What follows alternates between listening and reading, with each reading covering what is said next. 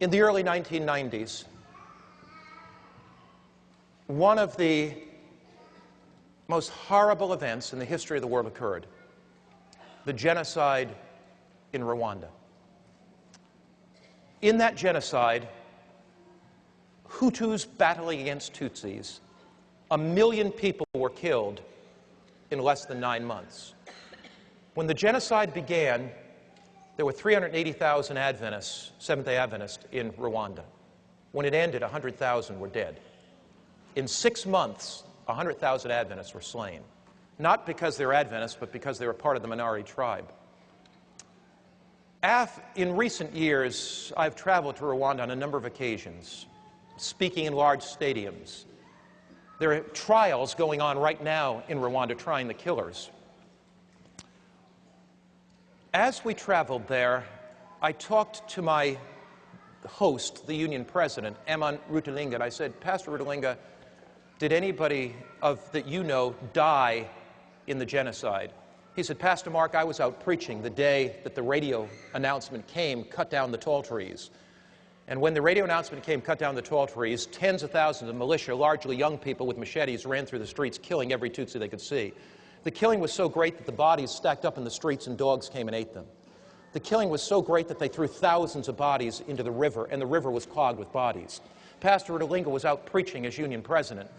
The militia came into the church, brought out his wife, his 3 children, his grandchildren, and killed them outside the church that day. I talked to the conference president. "Did you lose anybody?" He said, "Yes, I did." I said, "Who did you lose?" He said, "I lost my wife, my 7 children." I talked to my driver. "Did you lose anybody?" "Yeah, I lost 47 members of my family. I'm the only one that survived." As I talked to them, Pastor Eman Rutelinga said to me, he said, "Mark, I want you to meet a woman. And when you meet her, your life will be changed forever. Her name is Adele Selfu." And so we got in the truck and we went out this rough road, back country, outside of Kigali in Rwanda. And Pastor Rutelinga told me the story as we went.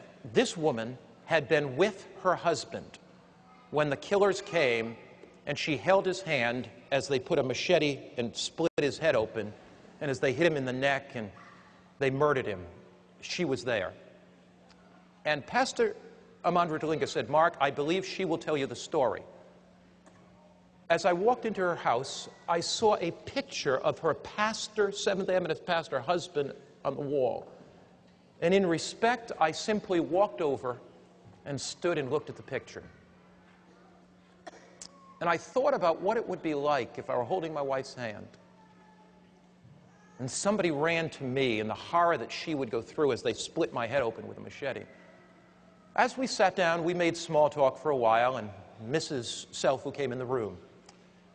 And I broached the subject very carefully. I said, "Sister Selfu, I understand you were with your husband when the militia hacked him to death. It may be very difficult to talk about it, but would you like to share it with me?" She began to cry, and she said, "Pastor, I'll share it." She said, "We got word that the militia was coming closer and closer to our village. We fled with 45 others to a Catholic church in the basement. We thought it would be a hiding place and they may go by the church. As we were in the basement, the militia came in with machetes. They began to hack and hack and hack. Actually, there were 60 people in the room. 45 were killed immediately. She said, I held my husband's hand and somebody came and just hit him with a machete, and the blood from his head splat all over me. She said, it was horrible, Pastor. And then the person took the machete and hit me in the head. She pulled back her beautiful black hair, and I saw a scar that began here and went down the center of her head. She said, Pastor, they then hit me in my wrist, trying to chop off my wrist. She held up her wrist. It was just flapping around. She said, Pastor, then they hit me on the shoulder. And she pulled down her dress a little bit, and I saw the scar on her shoulder. She said, they left me for dead. And my body lay among the dead bodies for 3 days. At the end of 3 days, the militia had moved on. So she said, villagers came to bury the dead. Somebody, before they buried me, felt my pulse, and I still had a pulse. So they took me. I was unconscious. They began to nurse me back. Pastor, I was in and out of hospitals for 3 years. By this time, the forces from outside of Rwanda that were in the Congo fought their way back, liberated the country, and they built 18 prisoners for the murderers, and they put 180,000 people in prison. Mrs. Selfo took 3 years to get back to health, but by now there was stability in the country. And she said to me, Pastor Mark, I have to make a decision of whether I'm going to be a bitter, angry old woman or not.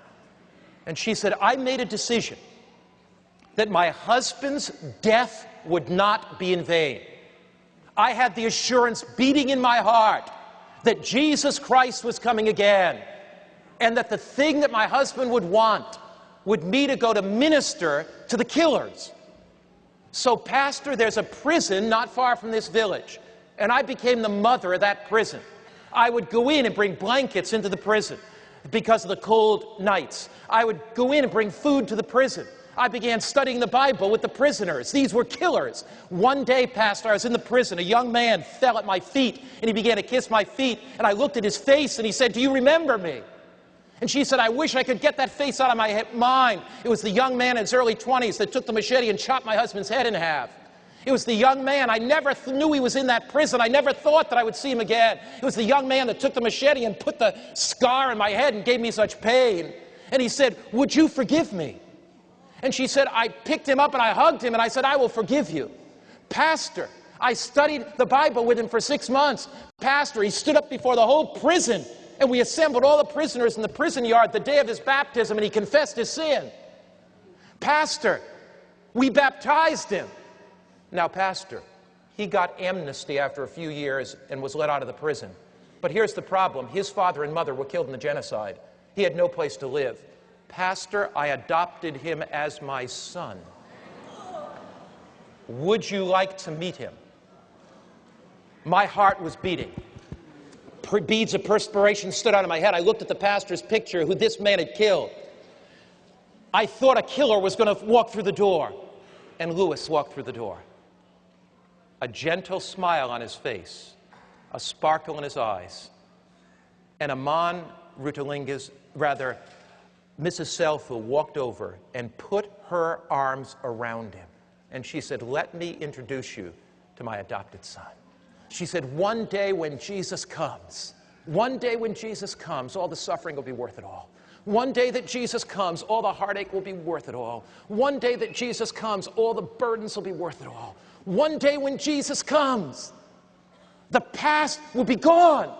She said, what inspires me is the forward look. Jesus is coming again.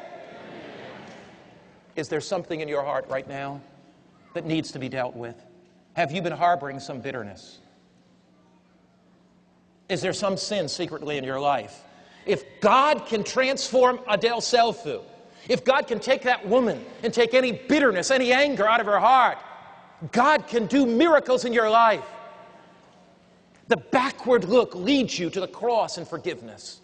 The upward look leads you to receive the power of the living Christ in His care. The forward look leads you to put aside anything that would keep you from being ready for the coming of Jesus. There is nothing worth clinging to.